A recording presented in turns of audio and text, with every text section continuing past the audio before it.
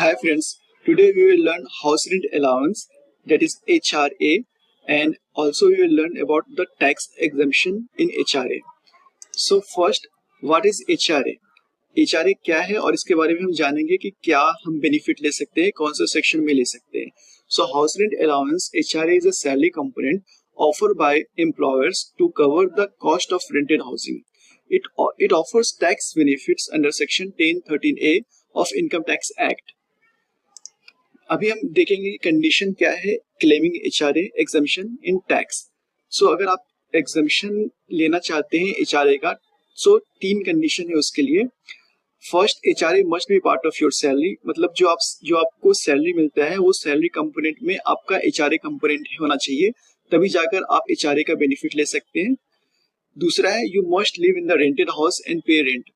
दूसरा, आपको house rent allowance जो है आपका कंपोनेंट, उसके साथ साथ दूसरा कंडीशन ये है कि आप एक रेंटेड हाउस में होने चाहिए और आप रेंट पे करना होना चाहिए, मतलब आपको रेंट रिसिप्ट प्रोड्यूस करना है.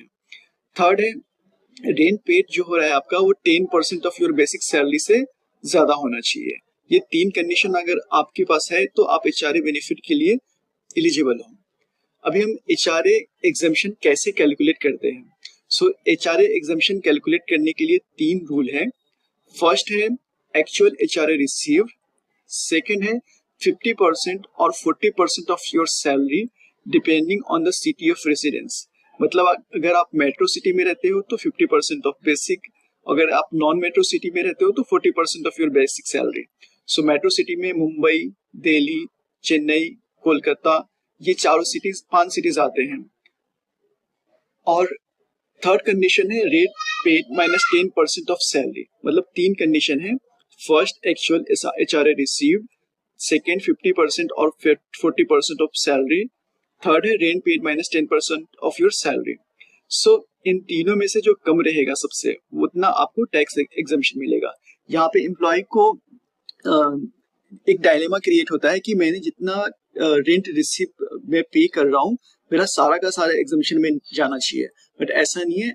इनकम टैक्स रूल के हिसाब से ये तीन कंडीशन में जो सबसे कम अमाउंट रहेगा वही आपको टैक्स एग्जम्पशन में मिलेगा. अभी हम देखेंगे कि एग्जाम्पल ऑफ एचआरए एग्जम्पशन. अभी हम एक अमाउंट लेते हैं, आप ये कैलकुलेट कर सकते हो.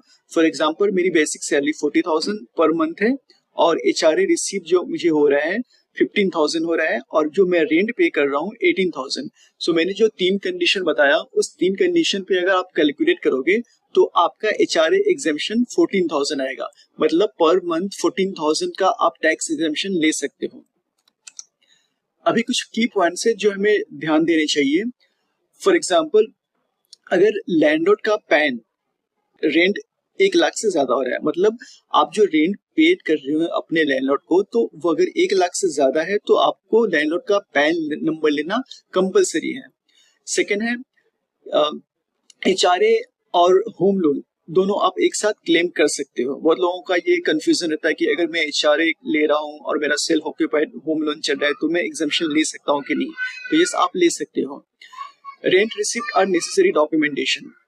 आपका रेंट रिसिप्ट प्रोड्यूस करना है, आपके एम्प्लॉयर को देना है रेंट एग्रीमेंट या रेंट रिसिप्ट, ताकि वो आपका प्रूफ वैलिडेट करे और आपको एग्जम्पशन दे सके. मैंने वीडियो के डिस्क्रिप्शन में एचआरए कैलकुलेट किया है जो एक्सेल फॉर्मेट में है. वहां पे आप अपना डिटेल्स फीड करके आप कैलकुलेट कर सकते हो कि मेरा एचआरए एग्जम्पशन कितना होगा. So thanks for watching my channel. Please do like and subscribe.